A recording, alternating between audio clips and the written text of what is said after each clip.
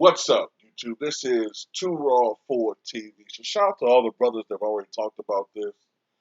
And it just goes to show you, man, that LeBron James just doesn't he don't fucking get it, man. He doesn't get it. Like that's why over the years I listen to him talk and I've come to realize that 90% of what he says is bullshit. It's bullshit. Um you got to weed through the shit that he says, and you find out that it's just smoke and mirrors. It's just bullshit. It's just talk. Um, I just can't believe how disappointed I am with LeBron James. And people who are younger, they're not going to understand what I'm talking about. I'm just so disappointed in this dude, man. Because the first 7 years of LeBron James's career, I was a huge fan of this guy. Yeah, he wasn't winning at the time, but I steadfastly believe that he stayed in Cleveland. Ultimately, they would have won a championship, possibly two, if he stayed in Cleveland. All right. Now I'm not saying he had to stay in Cleveland the whole 20 years of his career, but if he had stayed in Cleveland for 14, 15 years, I am certain they would have won at least one championship, possibly two. And I will be looking at him so differently. Back then, LeBron was legitimately playing the game the right way. He wasn't stat padding. He wasn't out there trying to do things. How do I know that? Because I was watching him play. He wasn't out there consciously trying to get rebounds. It was just coming through the flow of the game. I love watching this guy play when he first played in the NBA. When he went to Miami, I started seeing some things I didn't like. I started seeing the front running. I started seeing some stat padding, but it wasn't to the point where it was ridiculous. I didn't like the front running. That's what I remember I disliked.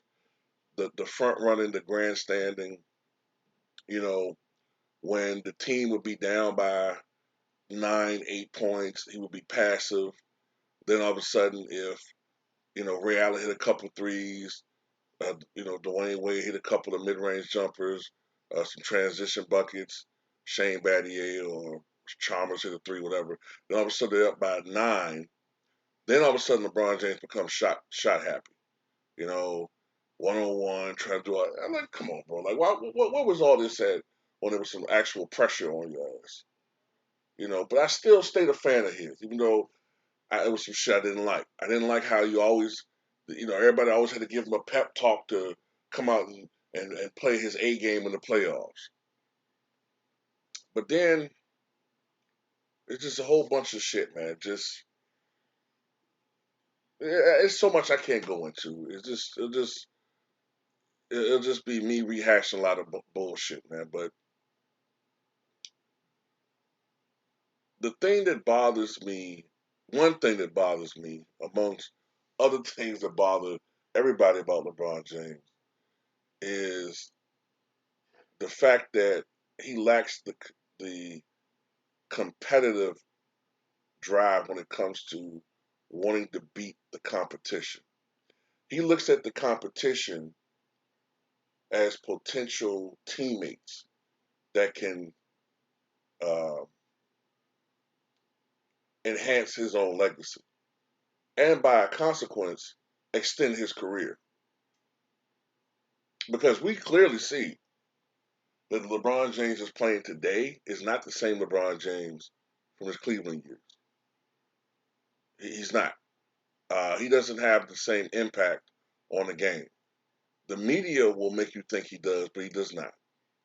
That LeBron James, not saying that he was a lockdown defender, but he did at least attempt to play defense. That LeBron James could carry a team through playoff series.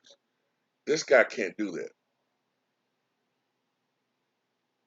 And This isn't the first time he's tried to go after Steph Curry or say he wants to play with Steph. So I'm glad that Steph shut that shit down. Like, bro, we playing All-Star games together.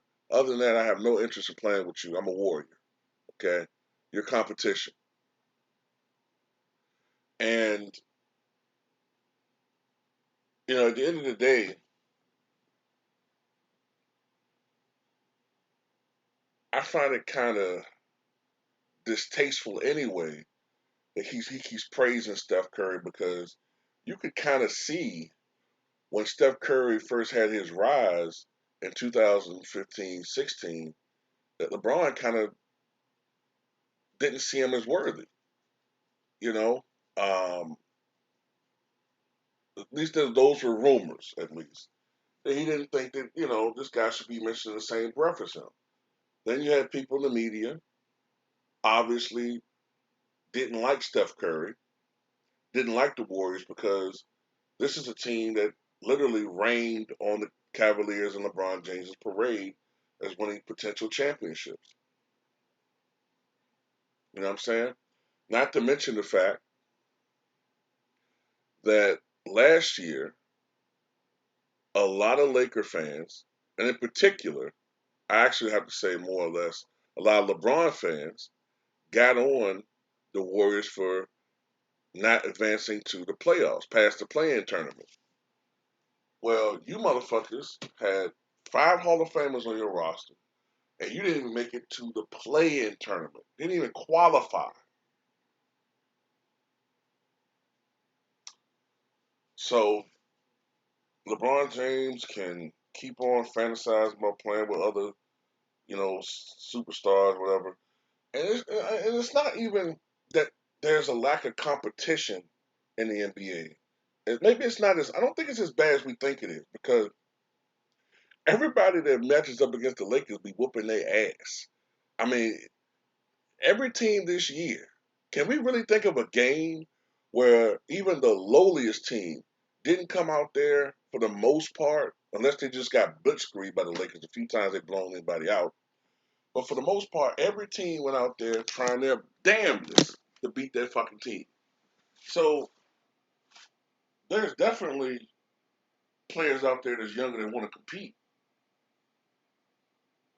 I think that this guy's influence and his generation, as far as a lot of guys and a lot of his fans, just wanting to see the NBA as a bunch of, to see the NBA as Toys R Us and shit, as far as the opposition.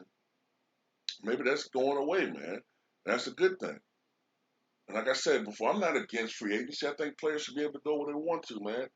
But at the end of the day, man, as a fan, I don't want to see all these players buddied up and joined all on one team and kumbaya and hey man, let's go join up with each other. Hey man, let's make a super team. Hey man, let's be 7 stars on one team and beat the hell out of everybody else. Fuck that shit, man. So shout out to Steph Curry for having the right mentality. You know what I'm saying? And hell, he's not that old. He's 33.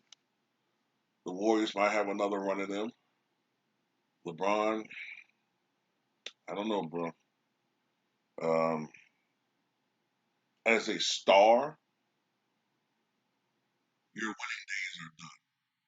As a star, if he doesn't want to embrace being a supporting player at this point, then his days winning championships are over.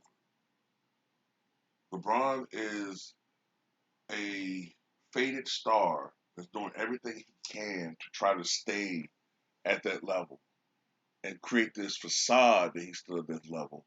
When in reality, he is a declining player whose days of winning titles and being in finals, at least as far as being a superstar is concerned, are over. Now, if he ever accepted the role of being, a second or third option and actually let someone else dictate the team and get credit, which I know is hard for him, then maybe, maybe, maybe he could get back into the winning picture. But until that happens, it ain't gonna happen.